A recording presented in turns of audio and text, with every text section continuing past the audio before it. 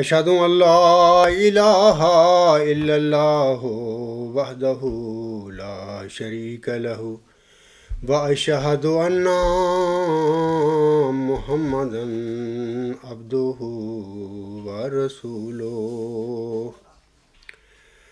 اما بعد فاعوذ باللہ من الشیطان الرجیم بسم اللہ الرحمن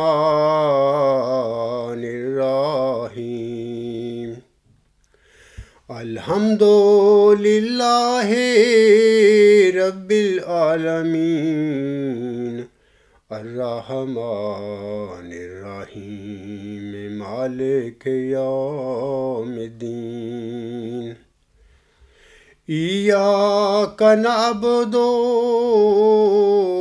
و ایاک نستعین اہدنا الصراط المستقیم صراط الذین انعمت علیہم صراط الذین انعمت علیہم غیر المغضوب علیہم ولا الضالین وآمنوا بما انزلت مصدقا لما معكم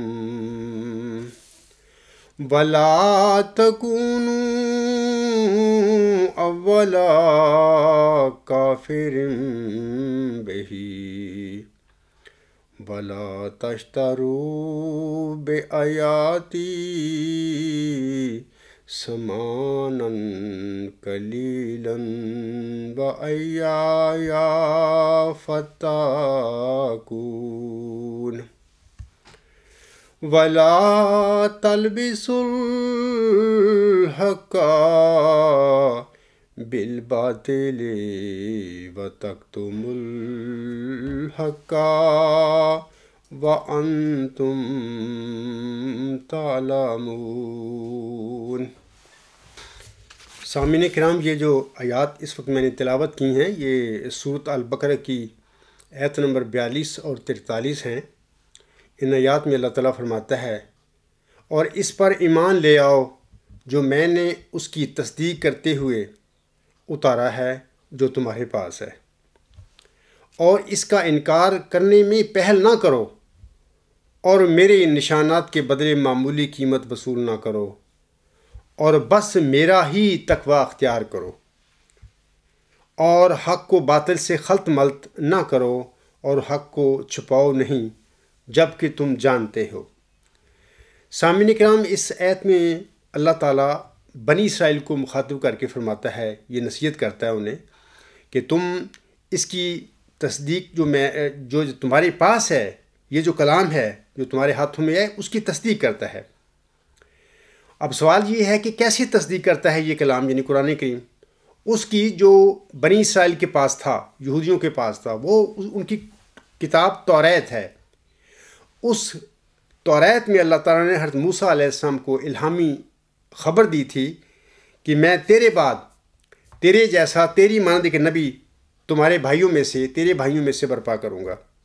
جیسا کہ توریت میں جو کتاب استثناء ہے، اس کا باب 18 آیت نمبر 15 میں اللہ تعالیٰ اس طرح فرماتا ہے، خداوند تیرا خدا تیرے لیے تیرے ہی درمیان سے، یعنی تیرے بھائیوں میں سے میری مانند ایک نبی برپا کرے گا، تم اس کی سننا۔ تو یہ جو خبر ہے، یہ الہامی بشارت جو ہے، یہ پیشگوئی ہے، یہ توریت میں موجود ہے۔ اللہ تعالیٰ اس آیت میں اسی پیشگوئی کی طرف اشارہ فرماتے ہوئے یہودیوں بنی اسرائیل کو فرما رہے ہیں کہ تم اس کتاب کا انکار کرنے میں پہل نہ کرنا، کیونکہ یہ کتاب، یہ قرآن کریم تمہاری وہ پیشگوئی جو ہے، یا اور بہت ساری باتیں ہیں الہامی جو توریت میں موجود ہیں، ان سب کی یہ قرآن کریم میرا کتاب جو ہے، جو آنسوں پر میں نے نازل کی ہے، یہ ان کی تصدیق کرتا ہے۔ اور پھر اللہ تعالیٰ نے یہ بھی فرمایا ان کو کہ تم ایسا نہ کیا کرو کہ تھوڑی سی سچی بات لے کر اس میں اپنے نفس کی باتیں ملا کر، جھوٹ کا گند اس میں ملا کر، پھر اس سوچ اپنا سچ کا سہارا لے کر اس تھوڑے سے سچ کو اس کو معید نہ بنایا کرو. یعنی اس تھوڑے سے سچ کے ساتھ اپنے جھوٹ کو سچ بنا کر لوگوں کے آگے نہ پیش کیا کرو. تو اس بات سے بھی اللہ تعالیٰ نے ان لوگوں کو منع کیا کہ تم تھوڑی سی سچی بات ہوتی ہے تمہارے پاس، توریت کی سچی بات ہوتی ہے، تو اس میں اپنے پاس یا نفسانی باتیں ملا لیتے ہو، کافی سارا جھوٹ ملا کے پھر لوگوں کے آگے پیش کرتے ہو، تاکہ وہ تھوڑی سی جو سچی بات ہے اس کی وجہ سے تم لوگوں کو دھوکہ دے سکو. بہرحال اللہ تعالیٰ نے ان لوگوں کو ان باتوں سے منع کیا تھا. اور یہ جو میں نے ابھی کہا ہے کہ توریت میں اللہ تعالیٰ نے حضرت موسیٰ علیہ السلام کو آپ علیہ السلام کے بعد یہ خبر دی تھی کہ تیری مانند میں تیرے بھائیوں میں ایک نبی برپا کروں گا، اور اس نبی کی خود قرآن کریم میں اس طرح ذکر ہے کہ جیسا کہ اللہ تعالیٰ سورۃ المزمل آیت نمبر 16 میں فرماتا ہے، انا ارسلنا علیکم رسولا شاہدا علیکم کما ارسلنا الی فرعون رسولا. یقیناً ہم نے تمہاری طرف ایک رسول بھیجا ہے. اللہ تعالیٰ نے یہ جو مخاطب کر کے مومنوں کو فرمایا ہے کہ دیکھو وہ جو مکہ کے لوگ تھے، جس وقت قرآن کریم آنس پر نازل ہو رہا تھا یا مدینہ میں نازل ہو رہا تھا، اس وقت اللہ تعالیٰ نے یہ فرمایا تھا کہ یقیناً ہم نے تمہاری طرف ایک رسول بھیجا ہے جو تم پر نگران ہے، جیسا کہ ہم نے فرعون کی طرف بھی ایک رسول بھیجا تھا. یعنی وہی مسیل موسیٰ علیہ السلام تھے یا حضرت صلی اللہ علیہ وسلم، بلکہ آپ علیہ السلام سے بہت بڑھ کر بھی تھے. تو یہ تو ان آیات کا ترجمہ تھا جو میں نے ابھی تلاوت کی ہیں. تو اب میں اپنے خطبہ جمعہ کی طرف آتا ہوں کہ سامعین کرام، حضرت امام مہدی و مسیح موعود علیہ السلام رسالہ الوصیت میں فرماتے ہیں، اور چاہیے کہ جماعت کے بزرگ جو نفس پاک رکھتے ہیں میرے نام پر میرے بعد لوگوں سے بیعت لیں. اس کے آگے حضور صاحب نے ایک حاشیہ دیا ہے، حاشیہ میں بعد میں پڑھوں گا. خدا تعالیٰ فرماتا ہے، خدا تعالیٰ چاہتا ہے کہ ان تمام روحوں کو جو زمین کی متفرق آبادیوں میں آباد ہیں، کیا یورپ اور کیا ایشیا، ان سب کو جو نیک فطرت رکھتے ہیں توحید کی طرف کھینچے اور اپنے بندوں کو دین واحد پر جمع کرے. یہی خدا تعالیٰ کا مقصد ہے جس کے لیے میں دنیا میں بھیجا گیا. سو تم اس مقصد کی پیروی کرو مگر نرمی اور اخلاق اور دعاؤں پر زور دینے سے. اور آخر پہ حضور صاحب فرماتے ہیں، اور جب تک کوئی خدا سے روح القدس پا کر کھڑا نہ ہو سب میرے بعد مل کر کام کرو. حاشیہ میں حضور صاحب فرماتے ہیں، ایسے لوگوں کا انتخاب مومنوں کے اتفاق رائے پر ہوگا. پس جس شخص کی نسبت 40 مومن اتفاق کریں گے کہ وہ اس بات کے لائق ہے کہ میرے نام پر لوگوں سے بیعت لے، وہ بیعت لینے کا مجاز ہوگا. اور چاہیے کہ وہ اپنے تئیں دوسروں کے لیے نمونہ بناوے. خدا نے مجھے خبر دی ہے، حضور صاحب فرماتے ہیں آگے، خدا نے مجھے خبر دی ہے کہ میں تیری جماعت کے لیے تیری ہی ضرورت سے ایک شخص کو قائم کروں گا اور اس کو اپنے قرب اور وحی سے مخصوص کروں گا، اور اس کے ذریعے سے حق ترقی کرے گا اور بہت سے لوگ سچائی کو قبول کریں گے. سو ان دنوں کے منتظر رہو اور تمہیں یاد رہے کہ ہر ایک کی شناخت اس کے وقت میں ہوتی ہے، اور قبل از وقت ممکن ہے کہ وہ معمولی انسان دکھائی دے یا بعض دھوکہ دینے والے خیالات کی وجہ سے قابل اعتراض ٹھہرے، جیسا کہ قبل از وقت ایک کامل انسان بننے والا بھی پیٹ میں صرف ایک نطفہ یا علقہ ہوتا ہے.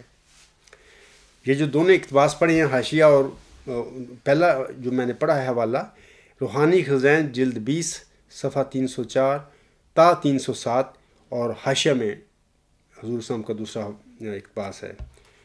یہ جو میں نے ابھی پڑھی ہے عبارت، یہ بڑی کھلی عبارت ہے. حضور السلام کے الوصیت کے ان دونوں حوالوں سے روز روشن کی طرح سامعین کرام واضح ہے کہ آپ علیہ السلام نے اپنے بعد جماعت احمدیہ کے نظم و نسق کو چلانے اور اپنے مشن کو آگے بڑھانے کے لیے یہ ایک عبوری انتظامی ڈھانچہ تشکیل دیا تھا. یا ہم کہہ سکتے ہیں کہ جماعت احمدیہ کے نظم و نسق کو چلانے کے لیے یہ آپ کی ایڈ ہاک مینجمنٹ تھی، اور اس عبوری ڈھانچے کا کام اس وقت تک تھا جب تک کہ جماعت احمدیہ میں کوئی روح القدس پا کر کھڑا نہیں ہو جاتا۔ یہ بڑی کلیئر باتیں ہیں رسالہ الوصیت میں حضور صاحب نے فرمائی ہوئی، یہ میری باتیں نہیں ہیں، حضور صاحب کی بیان فرمودہ باتیں ہیں۔ حضرت امام مہدی و مسیح موعود علیہ السلام، سامعین کرام، اپنے آخری سفر جو لاہور کا تھا ان کا 26 مئی 1908 کو لاہور میں وفات پا گئے۔ انا للہ و انا الیہ راجعون۔ حضور صاحب کا لاہور میں بھی پھر جنازہ پڑھا گیا تھا۔ بعد میں حضور صاحب کا جو جسد مبارک ہے وہ واپس قادیان لے جایا گیا۔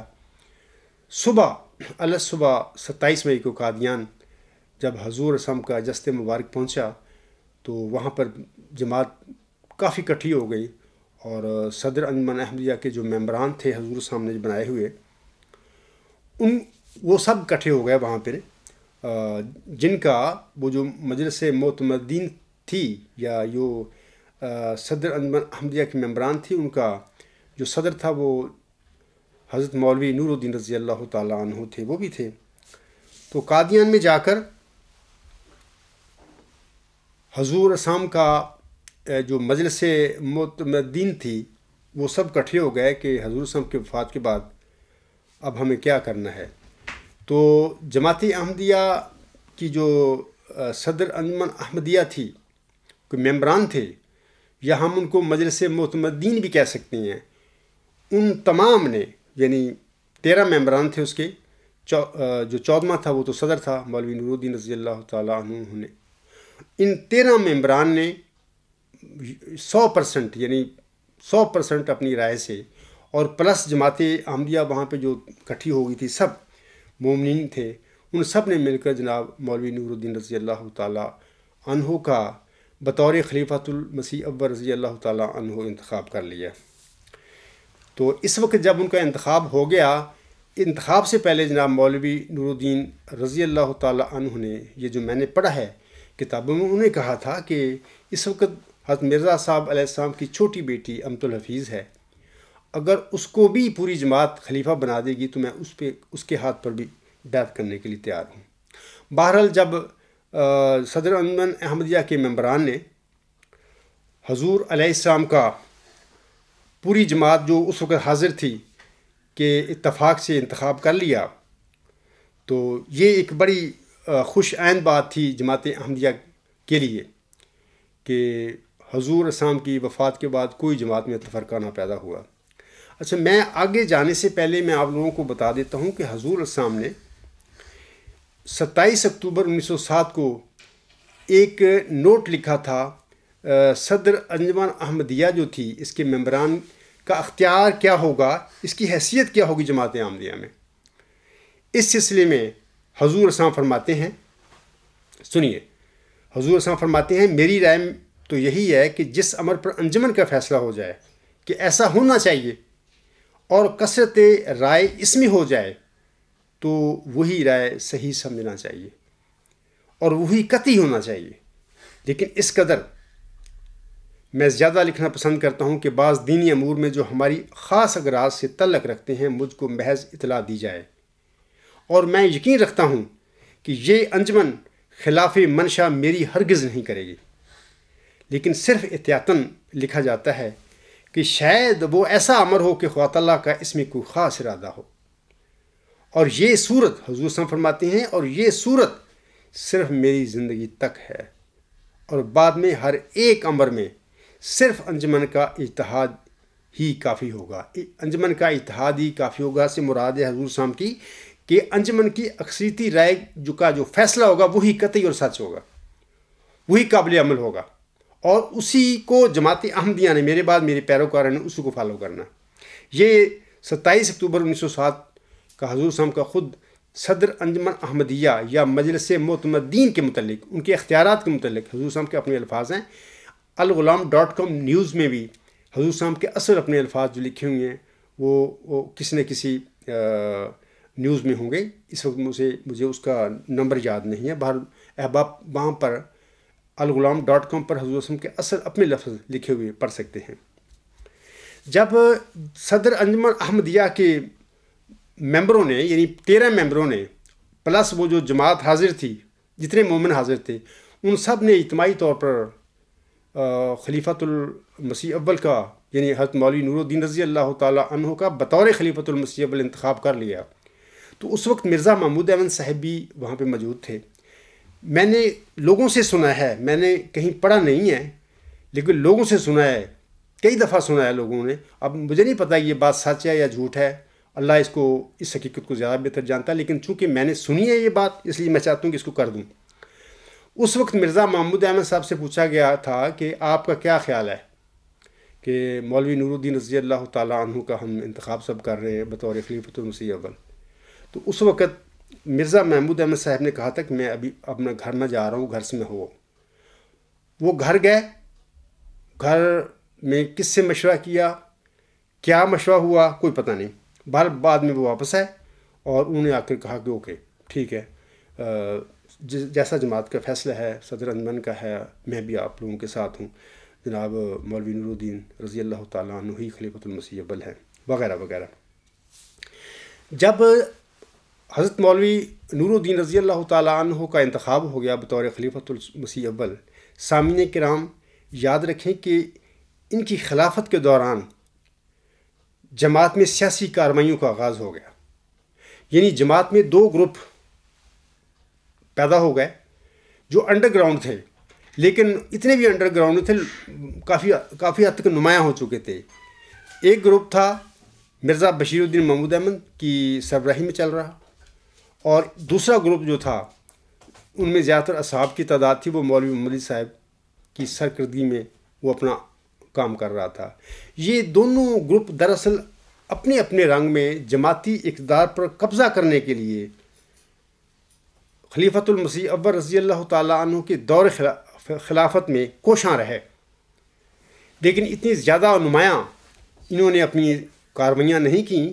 جب کبھی کچھ بات ایسی ہوتی تھی ظاہراً، حضرت خلیفۃ المسیح اول رضی اللہ تعالیٰ عنہ کا بہرحال بزرگ انسان تھے، سب لوگ ان کی عزت کرتے تھے، وہ دبا دیا کرتے تھے، لیکن بہرحال ان کو علم تھا کہ میرے دور خلافت میں یہ 2 گروپ پیدا ہو چکے ہیں، اپنے اپنے رنگ میں یہ سیاسی کارروائیاں کرتے رہتے ہیں۔ بہرحال انہوں نے اپنا وقت پاس کیا، اور جو بھی ان کی ذمہ داریاں تھیں اور حضور علیہ السلام کی پیروی میں جو بھی جماعت کا کام تھا، ذمہ داریاں تھیں، وہ پوری کرتے چلے گئے۔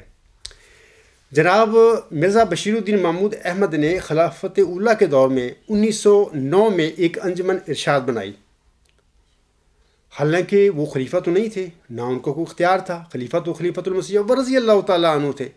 اب سوال ہے کہ یہ کس کے کہنے پر یہ انجمن ارشاد انہوں نے بنائی تھی؟ جب ان کے باپ کی صدر انجمن احمدیہ بنائی ہوئی ایک مقتدر الیکٹرل باڈی، جس کو خلیفۃ المسیح اول نے بھی اپنے خطبہ عید الفطر میں قرار دیا تھا کہ یہ 14 آدمی بحیثیت مجموعی خلیفۃ المسیح ہیں، اور ان کے نامزدگی، ان کا انتخاب خود مرزا غلام صاحب کا ہے۔ اس صدر انجمن احمدیہ کے ہوتے ہوئے جناب مرزا بشیر الدین محمود احمد کو 1909 میں ایک انجمن ارشاد بنانے کی کیا ضرورت تھی؟ دوسری بات سنیے کہ فروری 1911 میں انہوں نے مجلس سے انصار بنا لی۔ اب اس کا بھی کیا ان کو ضرورت تھی؟ کیا خلیفۃ المسیح اول کام کر رہے تھے؟ اب الگ یہ مجلس بنانے کی ان کو کیا ضرورت تھی؟ تیسری بات یہ کہ جون 1913 میں انہوں نے اخبار الفضل جاری کر لیا۔ اس سلسلے میں میں آپ لوگوں سے کہتا ہوں کہ جماعت احمدیہ میں حضور صاحب کی زندگی میں 2 اخبار الحکم اور البدر جاری تھے، اور ریویو آف ریلیجن ایک مذہبی رسالہ بھی جاری تھا۔ اچھا، ان رسالوں کے، ان اخباروں کے ہوتے ہوئے جناب مرزا بشیر الدین محمود احمد کو الفضل اخبار جاری کرنے کی کیا ضرورت تھی؟ دراصل یہ بشیر الدین محمود کا یہ ایسی کارروائیاں تھیں جو کہ وہ پہلے ہی جو اپنی ان کی خواہشیں تھیں، ان کے سیاسی اغراض تھے، ان کو پورا کرنے کے لیے انہوں نے یہ سب کام کیے تھے۔ الفضل جاری کرنے سے مراد یہ تھا کہ جو پیش گوئی مسلم موعود ہے، اس میں اللہ تعالیٰ وہ مسلم موعود جو ہے اس کا ذکی غلام ہے، اس کے متعلق اللہ فرماتا ہے اس کے ساتھ فضل ہوگا جو اس کے آنے کے ساتھ آیا ہوگا۔ 1913 میں اخبار الفضل جاری کرنے کا مطلب بھی یہ تھا کہ لوگوں کی توجہ ادھر بدلنا، اور یہ جو دعویٰ انہوں نے 1944 میں کیا ہے مسلم موعود ہونے کا، جو قطعی طور پر غلط اور جھوٹا دعویٰ ہے، کیونکہ وہ تو ذکی غلام و مسلم ہو تو مرزا صاحب علیہ السلام کے گھر میں پیدا ہی نہیں ہوا۔ اس کی دراصل بنیاد جون 1913 میں اخبار الفضل کی بنیاد رکھ کر جاری کر کے رکھ دی گئی تھی۔ یہ دو جو انجمن، ایک انجمن ارشاد اور دوسری مجلس انصار جو ہے، یہ بھی اس لیے بنائی گئی تھی کہ جناب مرزا بشیر الدین محمود کو پتہ تھا کہ میرے والد صاحب نے جو مجلس انتخاب بنائی ہے صدر انجمن احمدیہ، اس کی اکثریت مجھے بطور خلیفہ ثانی بنانے کے لیے تیار نہیں، وہ نہیں بنائے گی۔ تو حفظ ما تقدم کے طور پر پہلے یہ شخص اپنے بندوبست کر رہا تھا اپنی خلافت کے، اپنے اقتدار پر قبضہ کرنے کے لیے، یہ باتیں تھیں۔ اچھا، اسی طرح 1913 میں ہی انہوں نے دعوت الی الخیر فنڈ کی بنیاد رکھ دی۔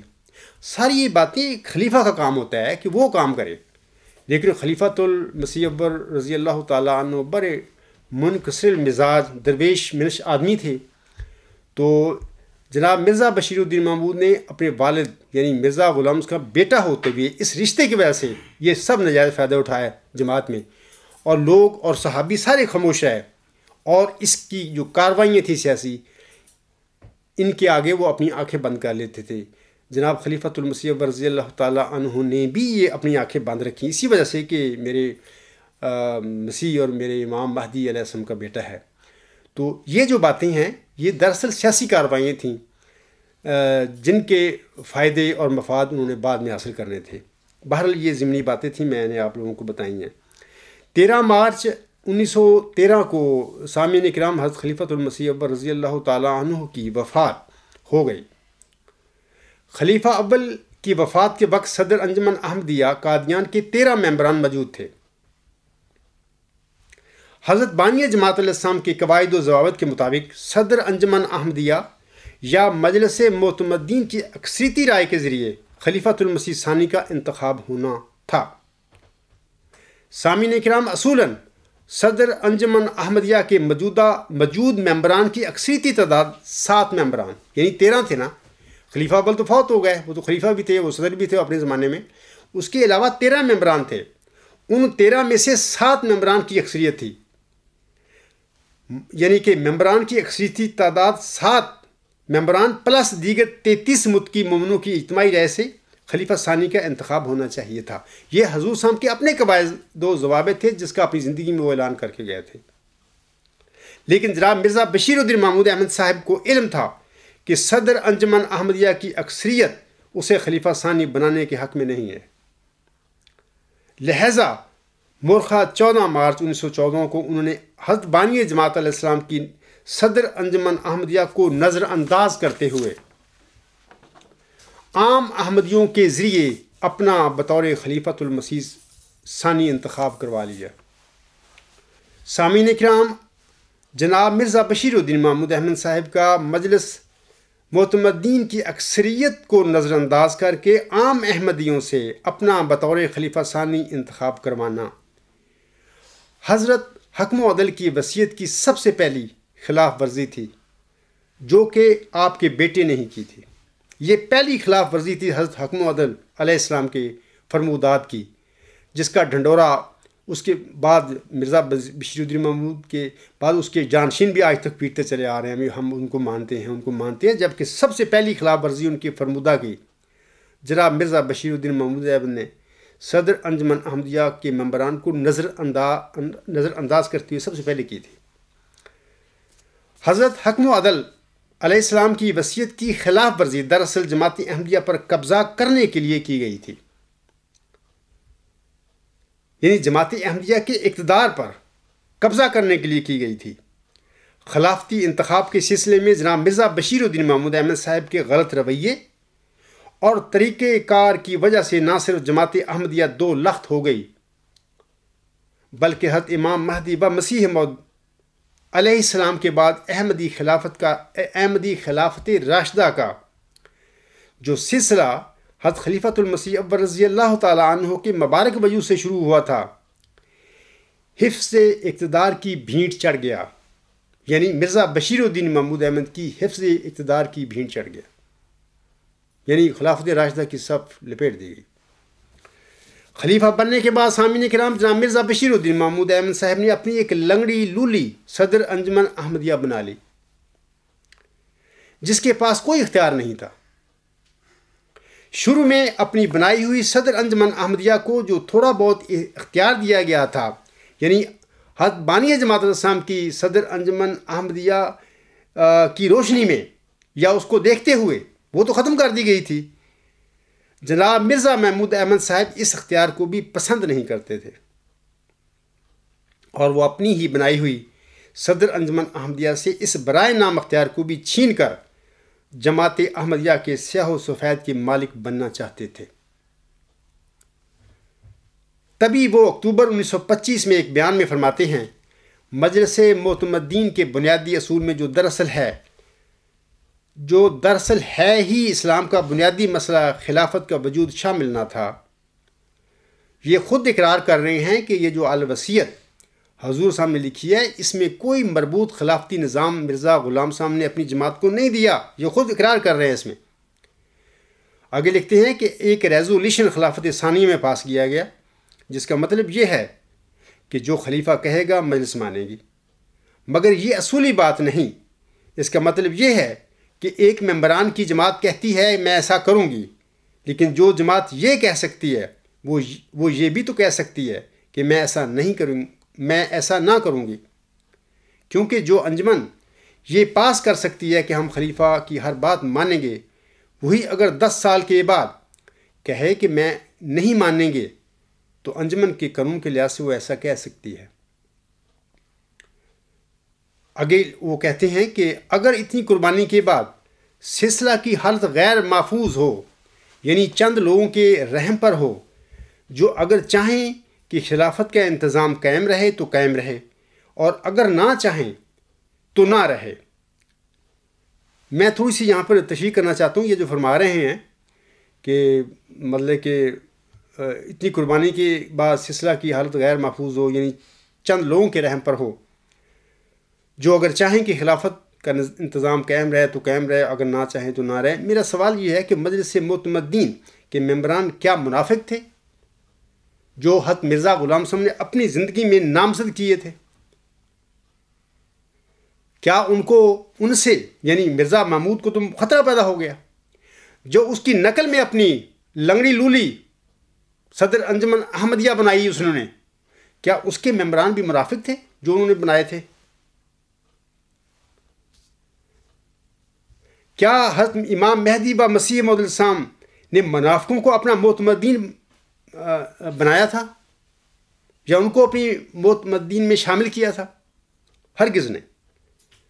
آگے وہ کہتے ہیں تو یہ کبھی گوارا نہیں کیا جا سکتا، اور چونکہ مسئلہ خلافت کہ جماعت کے بنیادی اصولوں میں شامل نہ ہونے سے جماعت ایسے خطرات میں رہ سکتی ہے۔ اب یہاں پر یہ خود اقرار کر رہے ہیں کہ الوصیت میں حضرت بانی جماعت الاسلام نے جماعت احمدیہ کو کوئی ٹھوس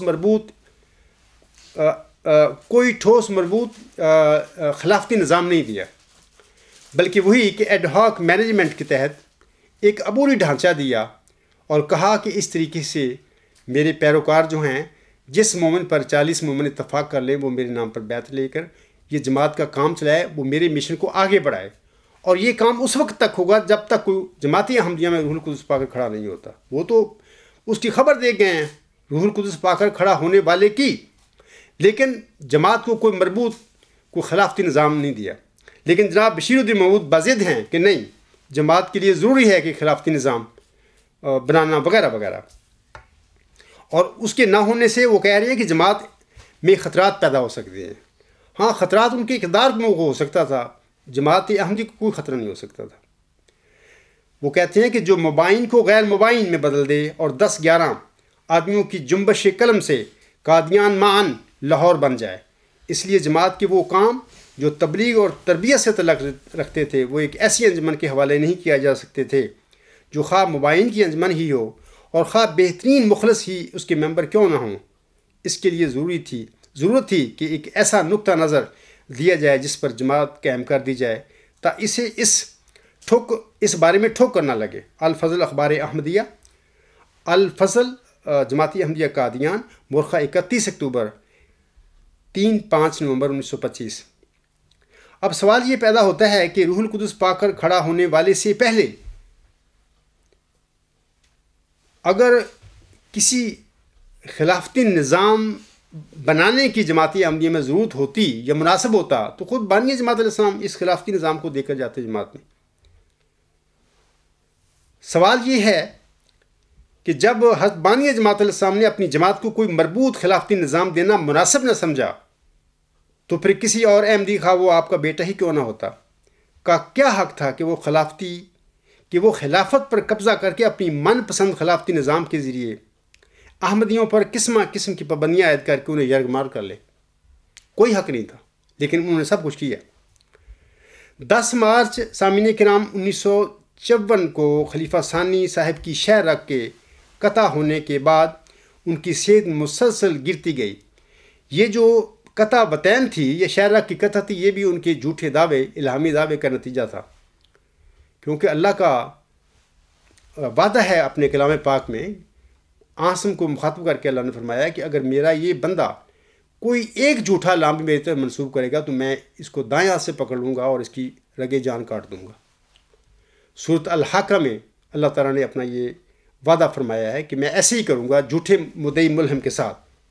اچھا، یہ جو دعویٰ ہے ان کا، انہوں نے 1944 میں کیا، وہ دعوی جھوٹ ہے، وہ الہام بھی جھوٹا، کیونکہ وہ ذکی غلام جو ہے سامعین کرام، وہ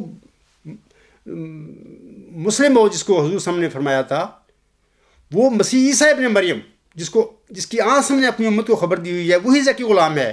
وہ تو مرزا صاحب علیہ السلام کے گھر میں پیدا ہی نہیں ہوا، تو وہ مرزا بشیر الدین محمود کیسے ہو سکتے تھے مسلم ہو؟ تو ان کے جھوٹے دعوے کے نتیجے میں 10 مارچ 1954 کو ان کی شہ رگ قطع ہوئی، اور اس طرح پھر وہ خلافتی ذمہ داریاں کو نبھانے کے اہل نہ رہے۔ میری معلومات کے مطابق جلسہ سالانہ 1956 کے موقع پر انہوں نے اپنی آخری تقریر کی تھی۔ اس کے بعد کسی جلسہ سالانہ کے موقع پر وہ تقریر نہ کر سکے۔ بعد ازاں ہر جلسہ سالانہ پر ان کا مختصر سا پیغام پڑھ کر سنا دیا جاتا تھا۔ مورخہ 27 دسمبر 1956 کو انتخاب خلافت سے متعلقہ اپنی تقریر میں یوں ارشاد فرماتے ہیں، خلیفہ ثانی صاحب وہ کہتے ہیں، خلافت کو ایسی طرز پر چلاؤ جو زیادہ آسان ہو، اور کوئی 1-2 لفنگے اٹھ کر اور کسی کے ہاتھ پر بیعت کر کے یہ نہ کہہ دیں کہ چلو خلیفہ مقرر ہو گیا ہے۔ پس اسلامی طریق پر جو کہ میں آگے بیان کروں گا، آئندہ خلافت کے لیے میں یہ قاعدہ منسوخ کرتا ہوں کہ شورا انتخاب کرے، بلکہ میں یہ قاعدہ مقرر کرتا ہوں کہ آئندہ جب بھی خلافت کے انتخاب کا وقت آئے تو صدر انجمن احمدیہ کے ناظر اور ممبر اور تحریک جدید کے وکلاء اور حضرت مسیح موعود علیہ السلام کے خاندان کے زندہ افراد، اور اب نظر ثانی کرتے وقت میں یہ بات بھی بعض دوستوں کے مشورہ سے زائد کرتا ہوں کہ حضرت مسیح موعود علیہ السلام کے رفقا بھی، جن کو فوراً بعد تحقیقات صدر انجمن احمدیہ کو چاہیے کہ صحابیت کا سرٹیفکیٹ دے دے، اور جامعۃ المبشرین کے پرنسپل اور جامعہ احمدیہ کا پرنسپل اور مفتی سلسلہ احمدیہ اور تمام جماعت ہائے پنجاب اور سندھ کے ضلعوں کے امیر اور مغربی پاکستان اور کراچی کا امیر اور مشرقی پاکستان کا امیر مل کر اس کا انتخاب کریں۔ تاریخ احمدیہ جلد 19 صفحہ 159۔ اب سوال یہ ہے کہ وہ خلیفہ ثانی صاحب جو منسوخ کر رہے ہیں شورا کو، مجلس شورا کو، سامعین یاد رکھو کہ امت محمدیہ میں یا جماعت احمدیہ میں، میں سمجھتا ہوں کیونکہ جماعت احمدیہ ذل ہے دین اسلام کا، امت محمدیہ کا، اس میں جو سب سے بہترین اور ریزنیبل جو ادارہ ہے کسی خلیفہ کے انتخاب کے لیے، وہ امت محمدیہ میں بھی اور جماعت احمدیہ میں مجلس انتخاب ہے، مجلس شورا ہے۔ اب سوال یہ ہے کہ ایسے معقول اور انتہائی اہل جو موضوع ادارہ ہے مجلس شورا کا، جناب خلیفہ ثانی صاحب نے خلیفہ کے انتخاب کے لیے اس کو کیوں منسوخ کیا، کیوں رد کیا؟ یہاں پر خلیفہ ثانی صاحب کے ذہنی جو ہیں یا نفسانی جو ان کی آرزوئیں تھیں، ان کا پتہ چل رہا ہے کہ ان کے مقاصد کیا تھے آئندہ زمانے میں، کس کے لیے انہوں نے صدر انجمن احمدیہ کو رد کر کے، اس کے ممبران کی اکثریتی رائے کو رد کر کے کس لیے انہوں نے خلافتی اقتدار پر قبضہ کیا تھا۔ یہ ان باتوں کا اب 1956 کی اس تقریر میں پتہ لگ رہا ہے، اور پھر اپنی انہوں نے جو نام لیے ہیں، یہ سارے لوگ جو ہیں میں آگے آگے بتاتا ہوں کہ یہ کیا لوگ تھے۔ سامعین کرام، عالم اسلام جانتا ہے کہ عالم اسلام کے پہلے خلیفۃ الرسول حضرت ابوبکر صدیق رضی اللہ تعالیٰ عنہ کی جن پہلے 2 اشخاص نے اٹھ کر بیعت کی تھی، یاد رکھیں، وہ حضرت عمر رضی اللہ تعالیٰ عنہ اور حضرت ابو عبیدہ بن جراح رضی اللہ تعالیٰ عنہ تھے۔ یہ 2 اشخاص تھے۔ ثقیفہ بنی سعادہ میں ان دونوں اشخاص نے اٹھ کر سب سے پہلے حضرت ابوبکر صدیق رضی اللہ تعالیٰ عنہ کی بیعت کی تھی، اور پھر ان کے پیچھے پوری امت نے حضرت ابوبکر صدیق رضی اللہ تعالیٰ عنہ کی بیعت کر لی تھی۔ یہ سچا واقعہ ہے تاریخ اسلام کا۔ خلیفہ ثانی صاحب نے یہ جو کہا ہے کہ کوئی 1-2 لفنگے اٹھ کر اور کسی کے ہاتھ پر بیعت کر کے یہ نہ کہہ دیں کہ چلو خلیفہ مقرر ہو گیا ہے۔ میرا یہاں سادہ سا سوال ہے کہ عالم اسلام کے پہلے خلیفۃ الرسول حضرت ابوبکر صدیق رضی اللہ تعالیٰ عنہ کو منتخب کرنے والے حضرت عمر رضی اللہ تعالیٰ عنہ اور حضرت ابو عبیدہ رضی اللہ تعالیٰ عنہ کیا دونوں نعوذ باللہ لفنگے تھے؟ جو ایسے طریقے انتخاب کو اب جماعت احمدیہ میں خلیفہ ثانی صاحب نے روک دیا تھا۔ یہ سوال ہے میرا آپ سب لوگوں کے آگے، علماء جماعت کے آگے بھی، جو خلیفہ صاحب ہیں ان کے آگے بھی سوال ہے میرا، عام احمدیوں کے آگے بھی سوال ہے، بھی کیا وہ نعوذ باللہ 2 لفنگے تھے جنہوں نے ابوبکر صدیق کی سب سے پہلے اٹھ کر دونوں نے بیعت کی تھی، اور اس کے بعد پھر امت ساری نے بیعت کر لی ابوبکر صدیق رضی اللہ تعالیٰ عنہ کی۔ دوسری بات سنیے کہ جناب خلیفہ ثانی صاحب نے آئندہ احمدی خلفاء کے انتخاب کے لیے جو مجلس بنائی تھی، اس کے سارے ممبران یا تو خلیفہ ثانی صاحب کے تنخواہ دار ملازم تھے یا رشتہ دار تھے، اور باقی خلیفہ صاحب کے منظور نظر اور مقرر کردہ خوشامدی عہدیدار یعنی عمراء وغیرہ تھے۔ آج بھی یہی صورتحال ہے۔ خلیفہ ثانی صاحب نے آئندہ خلیفہ کے انتخاب کے لیے مجلس شورا کے طریقہ کار کو منسوخ کر کے اور اس کی جگہ اپنے تنخواہ دار ملازمین کے مجلس بنا کر کیا افراد جماعت احمدیہ کو عملاً انتخاب خلیفہ کے جمہوری اور بنیادی حق سے محروم نہیں کیا تھا، اور کیا ہوا نہیں ہے اب تک؟ یہاں سوال پیدا ہوتا ہے کہ اس قسم کی اپنے منظور نظر ملازمین پر مشتمل مجلس انتخاب فیملی مجلس انتخاب نہیں تو اور کیا ہو سکتی ہے؟ سامعین کرام، اسی طرح غلبہ اسلام کا وہ مشن جو حضرت امام مہدی و مسیح موعود علیہ السلام نے شروع کیا تھا، اسے اپنے خاندان کی غلبہ اور حکومت کے لیے نہ صرف ایک خاندانی گدی میں بدلا، بلکہ اس انتخابی خلافت راشدہ کی صف بھی لپیٹ دی گئی جو حضور صلی اللہ علیہ وسلم کے وفات کے بعد حضرت مولوی نور الدین رضی اللہ تعالیٰ عنہ سے شروع ہوئی تھی۔ خلفائے راشدین کے طرز عمل سے یہ ثابت ہے کہ انہوں نے آئندہ خلیفہ کے انتخاب کے لیے اپنی اولاد اور اپنے خاندانوں کو خلیفہ کے انتخاب سے باہر کر دیا تھا۔ یہ ثابت شدہ باتیں ہیں تاریخ اسلام میں،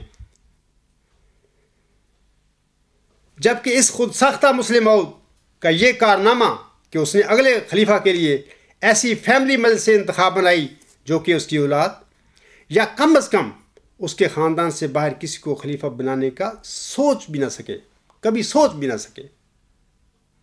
اور پھر سامعین کرام، مسجد کے دروازے بند کر کے ایسی نام نہاد فیملی مسئلے انتخاب کے بنائے ہوئے خاندانی خلیفہ کے متعلق یہ کہنا کہ وہ خدا کا بنایا ہوا خلیفہ ہے، سبحان اللہ۔ احمدی بہن، بھائی اور بزرگ، مجھے بتائیں کہ کیا اللہ تعالیٰ اپنے خلفاء کو اسی طرح بنایا کرتا ہے؟ آپ کو علم ہے کہ اللہ اپنے خلیفے کیسے بناتا ہے؟ محمد صلی اللہ علیہ وسلم کو کیسے بنایا تھا اللہ نے؟ مرزا غلام صاحب کو کیسے بنایا؟ موسیٰ، عیسیٰ، ابراہیم، نوح علیہ السلام کو کیسے بنایا تھا؟ اس عاجز کو کیسے بنایا ہے؟ اللہ اس طریقے سے خلیفے بنایا کرتا ہے۔ مسجدوں میں دروازے بند کر کے اللہ تعالیٰ خلیفے نہیں بنایا کرتا۔ کاش اہل نظر اس پہ سوچیں کبھی، کیا بگاڑا گیا، کیا بنایا گیا۔ حضرت ابوبکر صدیق رضی اللہ تعالیٰ عنہ نے اپنے جانشین کو کس طرح نامزد کیا تھا؟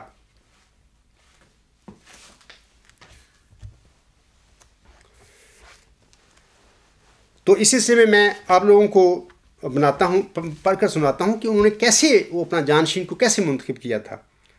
مرض الموت میں جب آپ رضی اللہ تعالیٰ عنہ کو اپنے جانشین بنانے کا خیال آیا، یعنی حضرت ابوبکر صدیق رضی اللہ تعالیٰ عنہ کو، تو آپ رضی اللہ تعالیٰ عنہ نے جید اور کبار صحابہ سے مشاورت کے بعد اہل مدینہ سے مخاطب ہو کر فرمایا، یہ سننے والی بات ہے، لوگوں کیا تم راضی ہوگے اس بات سے کہ میں ایک شخص کو تمہارے لیے اپنا جانشین بنا دوں؟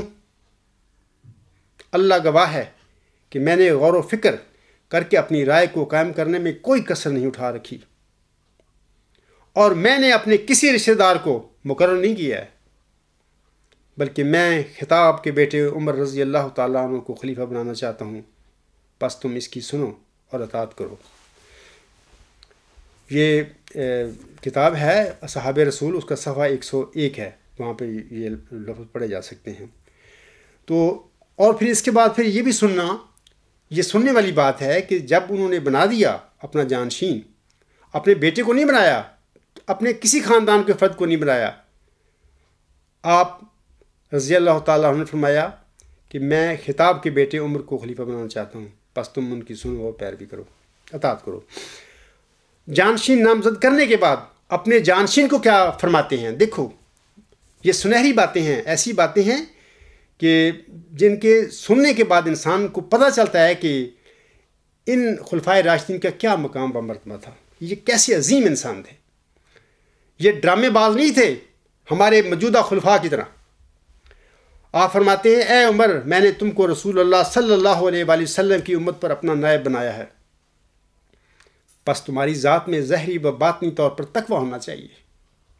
عمر، اللہ سے لاؤ لگاؤ کہ اس طرح وہ متوجہ ہو جاتا ہے، اور جب وہ توجہ فرما لے تو پھر اسباب اور وسیلے خود رو گھاس کی طرح اگاتے ہیں۔ کسی طاقت پر بھروسہ نہ کرو، کیونکہ جو طاقتیں کام بناتی ہیں اگر ان کو اللہ کے ہاں سے اجازت نہ ملے تو پھر وہ پلٹ پڑتی ہیں اور بننے والے کام بھی بگڑ جاتے ہیں۔ اے عمر، جب اہل نار کا ذکر آئے تو کہنا کہ اے خدا، تو مجھے ان میں شامل نہ کیجیے، اور جب اہل جنت کا حال پڑھو تو التجا کرنا کہ اللہ تو مجھے ان سے ملا دے۔ اے عمر، ان باتوں کے علاوہ اللہ کی مرضی پر چلنے کے لیے نفس کو قابو میں رکھنے کی بہت ضرورت ہے، اور اے ابن خطاب، نفس کی خصوصیت یہ ہے کہ اگر اس کی ایک خواہش پوری کر دی جائے تو اس کی ہمت جوان ہو جاتی ہے، اور وہ اس سے زیادہ بری خواہشوں کے لیے اور زیادہ زور کے ساتھ ہاتھ پاؤں مارنے لگتا ہے۔ اے عمر، جب تم میری ان نصیحتوں پر عمل کرو گے تو مجھے گویا اپنے پاس بیٹھا ہوا پاؤ گے۔ اللہ نیک اعمال میں تمہاری مدد کرے۔ یہ اسی کتاب کا اصحاب رسول کا صفحہ 102 ہے، وہاں پہ لوگ پڑھ سکتے ہیں۔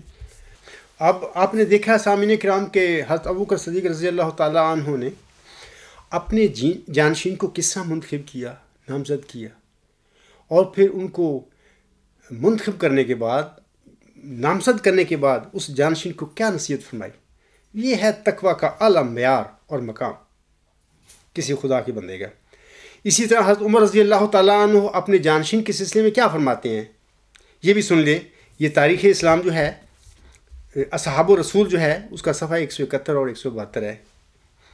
یہ مصنف لکھتا ہے، جب صحابہ رضی اللہ تعالیٰ عنہ نے محسوس کیا کہ آپ رضی اللہ تعالیٰ عنہ کا بچنا مشکل ہے تو آپ سے درخواست کی کہ کسی کو خلیفہ مقرر کر دے۔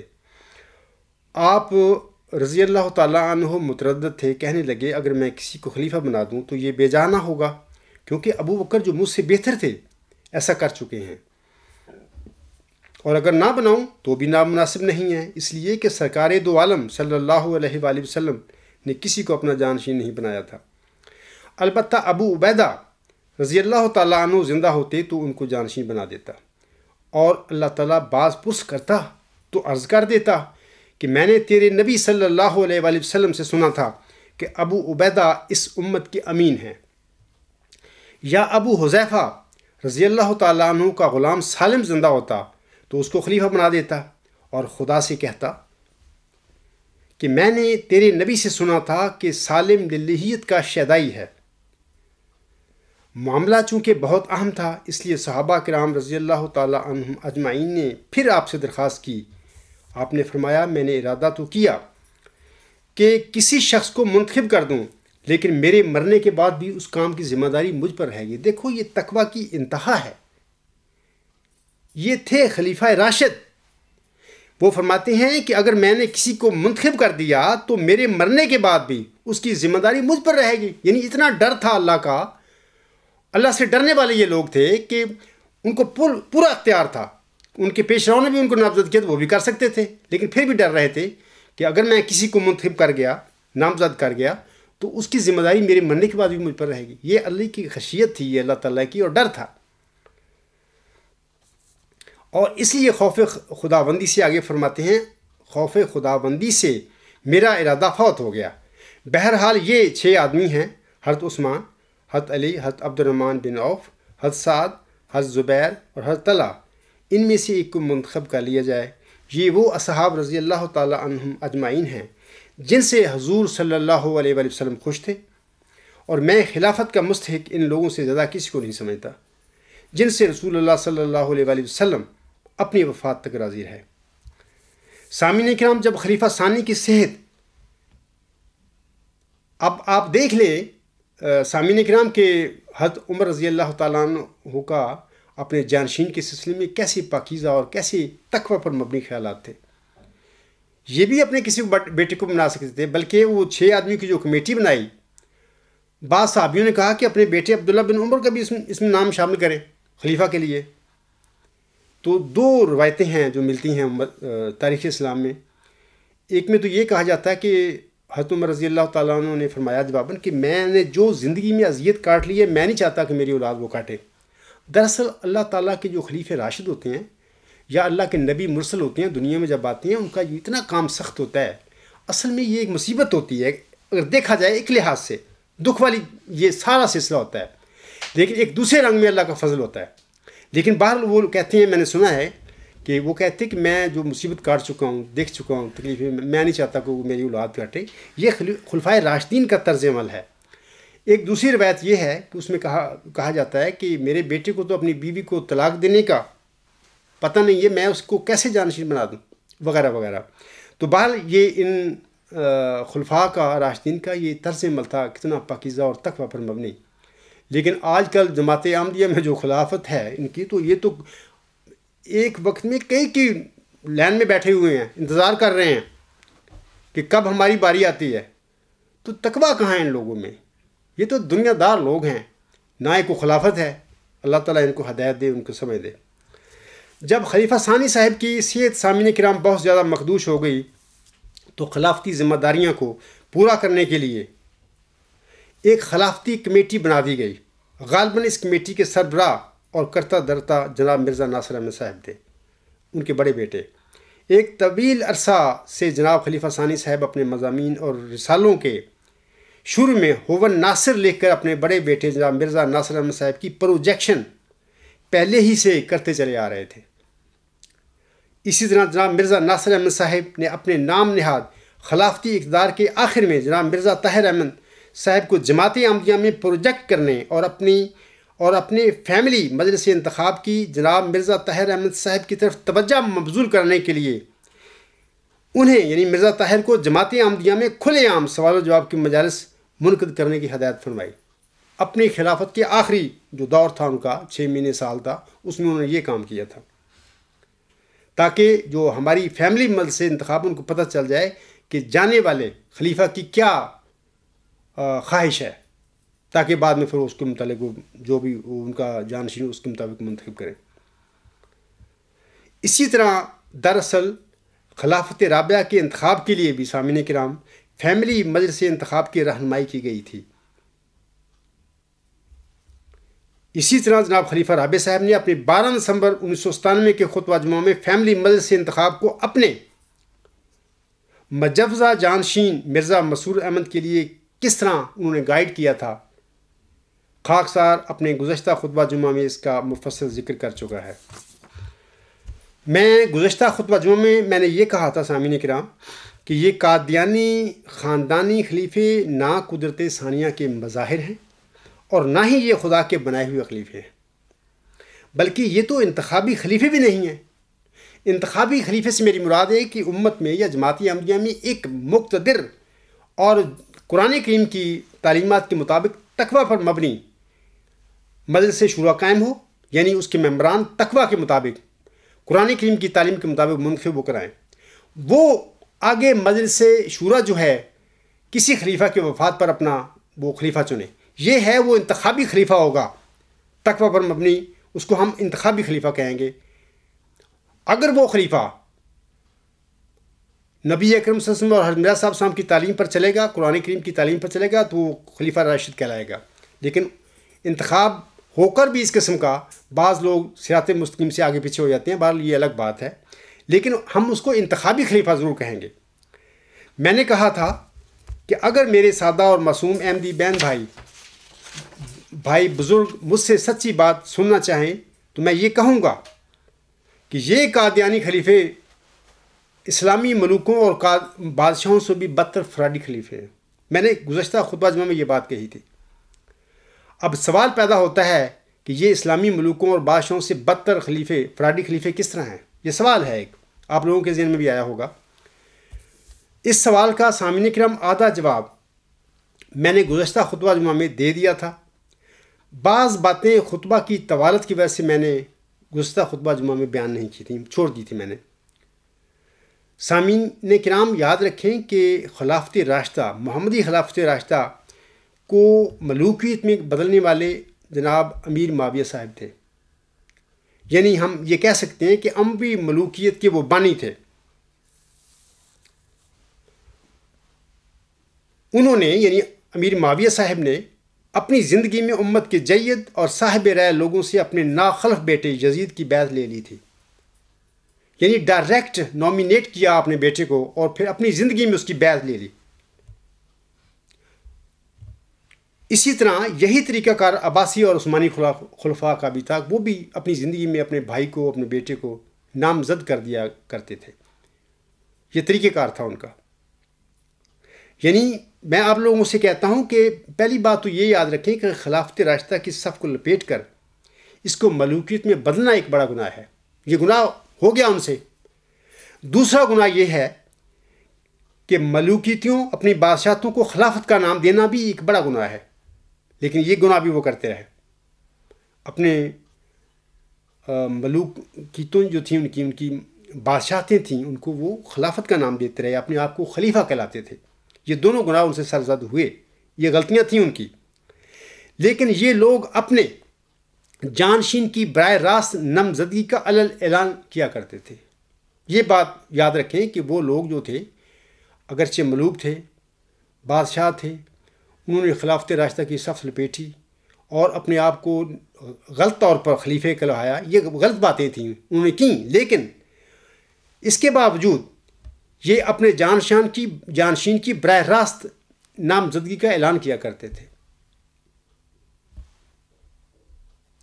اسی طرح اموی، عباسی اور عثمانی سارے جو تھے اپنی زندگی میں اپنے جانشین کو بطور بیٹا یا بطور بھائی اس کا اعلان نامزدگی کرتے تھے، اس کا اعلان کر دیتے تھے۔ قادیانی سامعین کرام، قادیانی خاندانی خلیفے مکر اور فراڈ کے ساتھ اپنے جانشین کو بالواسطہ نامزد کر دیا کرتے ہیں۔ اب بالواسطہ نامزد کیا ہوتا ہے؟ Indirect nomination of successor. اور یہ جو ملوک تھے یا بادشاہ تھے اسلامی، وہ ڈائریکٹ نومینیشن آف سکسیسر کرتے تھے، یہ انڈائریکٹ نومینیشن آف سکسیسر کرتے ہیں، فراڈ کے ساتھ کرتے ہیں، لیکن جھوٹے طور پر کہہ دیتے ہیں کہ خلیفہ کا انتخاب ہو گیا ہے، حالانکہ وہ انتخاب تو ہوتا ہی نہیں ہے، وہ تو اپنی فیملی وجہ سے انتخاب ہے۔ اس کو انڈیکیٹ کر دیتے ہیں، بتا دیتے ہیں کہ ہم کیا چاہتے ہیں، اور خلیفہ جاننے والے خلیفہ کے بعد پھر وہ جو فیملی مل سے انتخاب ہے ان کے مطابق جو ان کی رہنمائی ہوتی ہے اس کے مطابق اس بندے کو خلیفہ بنا لیتے ہیں۔ کیا یہ انڈائریکٹ نومینیشن نہیں ہوتی؟ یہ بالواسطہ نامزدگی ہے، اصل میں الاعلان نہیں، فراڈ ہے، مکر ہے کہ انتخاب ہو گیا خلیفے کا۔ اسلامی ملوک اور بادشاہ موجودہ قادیانی خلیفوں سے اس لیے بہتر تھے یا بہتر ہیں کیونکہ وہ فراڈ اور مکر کر کے امت کو دھوکہ نہیں دیا کرتے تھے، بلکہ پیش رو اپنی زندگی میں الاعلان اپنے جانشین کو براہ راست نامزد کر دیا کرتا تھا۔ کوئی دھوکہ نہیں امت کو دیا، فراڈ نہیں کیا، مکر نہیں کیا کہ جی انتخاب ہو گیا، مجلس سے انتخاب بنا دی، نہیں، ایسی کوئی بات نہیں انہوں نے کی۔ صاف کہتے تھے کہ یہ میرا بیٹا میرا جانشین ہے، یہ میرا بھائی ہے۔ نہ وہ یہ کہا کرتے تھے کہ خلیفہ کو خدا نے بنایا ہے وغیرہ وغیرہ۔ کسی خلیفہ کسی ملوک نے بھی، بادشاہ نے بھی یہ کہا، اور ایون کہ خلفائے راشدین میں سے بھی کسی خلیفہ نے یہ بات نہیں کی کہ مجھے خدا نے بنایا ہے۔ انہوں نے کہا کہ ہاں آپ لوگوں نے مجھے چنا ہے۔ خلیفہ ثانی صاحب زندگی بھر اپنی تحریر و تقریر میں سامعین کرام یہ واویلا مچاتے رہے ہیں کہ خلافت راشدہ ماروثی نہیں ہوا کرتی اور نہ ہی یہ خاندانی ہوا کرتی ہے۔ ان کی تحریر و تقریر پڑھو اور سنو، وہاں پہ یہ باتیں آپ کو ملیں گی۔ لیکن ان کا اپنا طرز عمل کیا تھا یا انہوں نے اپنی زندگی میں کیا کیا؟ انہوں نے پہلے احمدی خلافت راشدہ کی سفل پیٹ کر اس پر قبضہ کیا۔ بعد ازاں خلیفہ کے انتخاب کے لیے امت کے معزز ادارے مجلس شورا کو منسوخ کر کے فیملی یا موروثی خلافت کا سلسلہ چلانے کے لیے جماعت احمدیہ میں اپنے منظور نظر ملازمین کی فیملی مجلس انتخاب بنائی۔ اب احمدی تقوی کے ساتھ خود فیصلہ کریں کہ کیا قادیانی خلافت راشدہ کی بجائے کیا موروثی اور خاندانی خلافت نہیں ہے؟ 100 سال میں دیکھو، کیا یہ موروثی اور خاندانی خلافت نہیں ہے؟ قادیانی خلافت اسلامی ملوکوں اور بادشاہوں کے بالمقابل خلافت فراڈیہ اس لیے ہے کہ یہ لوگ اسلامی ملوکوں اور بادشاہوں کی طرح براہ راست نامزد ہونے کی بجائے مکر اور فراڈ کے ساتھ نامزد کیے جاتے ہیں یا نامزد ہوتے ہیں، اور دہائی یہ دیتے ہیں کہ خلیفہ کو خدا نے بنایا ہے۔ گزشتہ خطبہ جمعہ میں نے ایک بات اور کہی تھی کہ میرے دوست ہیں، کیل میں ہیں، الحمدللہ زندہ موجود ہیں، ان کے حوالے سے میں نے بات کی تھی کہ انہوں نے 12 دسمبر 1997 کا خطبہ جمعہ سن کر مجھے کہا تھا کہ غفار صاحب، خلیفہ رابع صاحب نے اپنے جانشین کا اعلان کر دیا ہے۔ اسی طرح میں نے کسی اور احمدی کی بھی مثال دی تھی کہ اس نے میرے عزیز سے یہ بات کہی تھی۔ ہو سکتا ہے کسی احمدی کے ذہن میں یہ بات ہے کہ عبدالغفار خطبات میں یہ باتیں اپنے طور پر فرضی کرتا رہتا ہے۔ ایسی کوئی بات نہیں، یہ جو باتیں میں کہہ رہا ہوں سچ باتیں ہیں۔ اگر کوئی انسان اس کی تحقیق کرنا چاہے تو بے شک کرے۔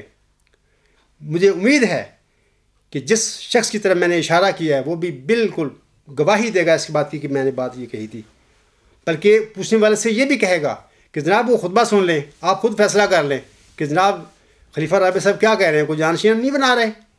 اسی طرح وہ جو میرے عزیز کو جس احمدی نے یہ کہا تھا وہ بھی زندہ موجود ہے، پوچھنے پر، تحقیق کرنے پر وہ بھی کہے گا کہ ہاں میں نے یہ بات کہی تھی۔ تو میں آخر پہ جناب مرزا مسرور احمد صاحب کو ایک میسیج دینا چاہتا ہوں کہ جناب آپ کا اور آپ کے پیروؤں کا کہنا ہے کہ ہم خدا کے بنائے ہوئے خلیفے ہیں۔ آپ بھی کہتے ہیں، آپ کے پیروکار جو گزرے ہیں وہ بھی کہتے تھے۔ کسی محمدی خلیفہ راشد نے یہ نہیں کہا تھا کہ میں خدا کا بنایا ہوا خلیفہ ہوں۔ وہ سب کہتے تھے کہ ہم امت کے بنائے ہوئے خلیفے ہیں، لوگوں نے ہمیں چوز کیا ہے، چنا ہے، لیکن تم کہتے ہو کہ ہم خدا کے بنائے ہوئے خلیفے ہیں۔ تم اور تمہارے علماء میرے مقابلہ پر آ کر نہ قرآن کریم کی روشنی میں حق اور جھوٹ میں فیصلہ کرنے کے لیے تیار ہو، اور نہ ہی حضور صلی اللہ علیہ وسلم کے اس مؤعوذ ذکی غلام اور آن حضرت صلی اللہ علیہ وآلہ وسلم کی خبر دیے ہوئے اس مسیح عیسیٰ ابن مریم کو قبول کرنے کے لیے تیار ہو۔ میدان محشر میں اللہ تعالیٰ سے سوال کروں گا کہ اے اللہ تعالیٰ، مرزا بشیر الدین محمود احمد اینڈ کمپنی، یہ سب جو آپ تمام موجود ہو گئے، بشیر الدین محمود احمد اینڈ کمپنی، کیا تیرے یہ بنائے ہوئے خلیفے تھے؟ میں پوچھوں گا اللہ تعالیٰ سے، اور تم سب دیکھنا اللہ تعالیٰ کیا فرماتا ہے۔ اور میں اللہ تعالیٰ کے حضور یہ بھی کہوں گا کہ اے مہربان، کیا تو نے مجھے میرے مؤعوذ ذکی غلام مسیح الزمان ہونے کی مجھے خبر نہیں دی تھی؟ کیا تو نے مجھے یہ نہیں بتایا تھا کہ جناب خلیفہ رابع نے اپنے منظوم کلام میں تیری ہی خبر دی ہے؟ اور تیری ہی تصدیق کی ہے۔ یہ سب باتیں انشاءاللہ تعالی ہماری موت کے بعد میدان محشر میں اللہ تعالیٰ کے حضور اس کی باتوں کے فیصلے ہوں گے، اور پھر اللہ تعالیٰ میرے سوال پر پوچھے گا آپ تم لوگوں سے، بتاؤ مسرور صاحب، بتاؤ میں نے تمہیں کب خلیفہ بنایا تھا؟ مرزا طاہر صاحب سے بھی سوال ہوگا، مرزا ناصر سے بھی ہوگا، بشیر الدین محمود سے بھی ہوگا، بتاؤ میں نے تمہیں کب خلیفہ بنایا تھا؟ میں نے تو محمد صلی اللہ علیہ وسلم کو بنایا تھا، میں نے مرزا غلام علیہ السلام کو بنایا تھا، عیسیٰ، موسیٰ، ابراہیم اور نوح علیہ السلام کو بنایا تھا، اور میرا بھی نام اللہ تعالیٰ لے گا کہ ہاں میں نے اس عبدالغفار جمبا کو بھی بنایا تھا، میں نے تم کو کب بنایا تھا؟ پھر اس وقت جواب دینے کے لیے آپ تیاری کرنا۔ افراد جماعت کو بھی میں کہتا ہوں کہ میری تحریر و تقاریر کو پڑھ کر اور سن کر خاموش رہنا، اور میدان میں آ کر قرآن کریم کی روشنی میں میرے دعویٰ کو نہ جھٹلانا بتاتا ہے کہ آپ کو اپنی موت یاد نہیں ہے۔ اگر آپ کو اپنی موت یاد ہوتی تو آپ میرے خطبات اور میری تحریریں پڑھ کر میرے دعوے کے متعلق آپ خاموش نہ رہتے۔ یقیناً آپ سب نے مرنا ہے، وہاں آپ سے میرے بارے میں بھی سوال ہوگا کہ اگر عبدالغفار جمبا آپ کی نظر میں جھوٹا تھا تو وہ تمہیں تمہارے علماء اور خلفاء کو اپنے مقابلہ کے لیے میدان میں مسلسل بلاتا رہا تھا۔ تم نے میدان میں آ کر اس شخص کو جھوٹا کیوں نہیں ثابت کیا تھا؟ آپ جانتے تھے، اس کی وجہ یہ تھی کہ آپ جانتے تھے کہ یہ شخص سچا ہے، تبھی تم سب نے میدان میں کھڑے ہو کر اس شخص کا مقابلہ نہیں کیا تھا۔ اب میں نے مرسلوں کے انکار کی جو سزا مقرر کر رکھی ہے اسے بھگتو۔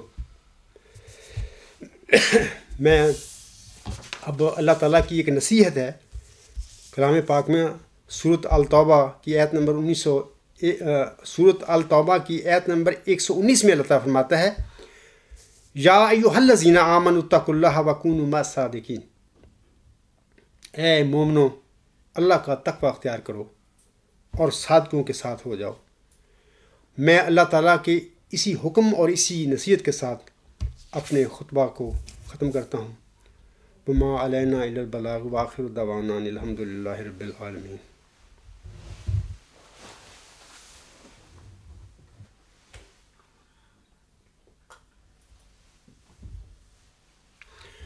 الحمد للہ نحمدہ ونستعینہ ونستغفرہ ونؤمن بہ ونتوکل علیہ ونعوذ باللہ من شرور انفسنا ومن سیئات اعمالنا، من یہدہ اللہ فلا مضل لہ ومن یضللہ فلا ہادی لہ، ونشہد ان لا الہ الا اللہ ونشہد ان محمدا عبدہ ورسولہ۔ عباد اللہ رحمکم اللہ، ان اللہ یأمر بالعدل والإحسان وإیتاء ذی القربى وینہی عن الفحشاء والمنکر والبغی یعظکم لعلکم تذکرون۔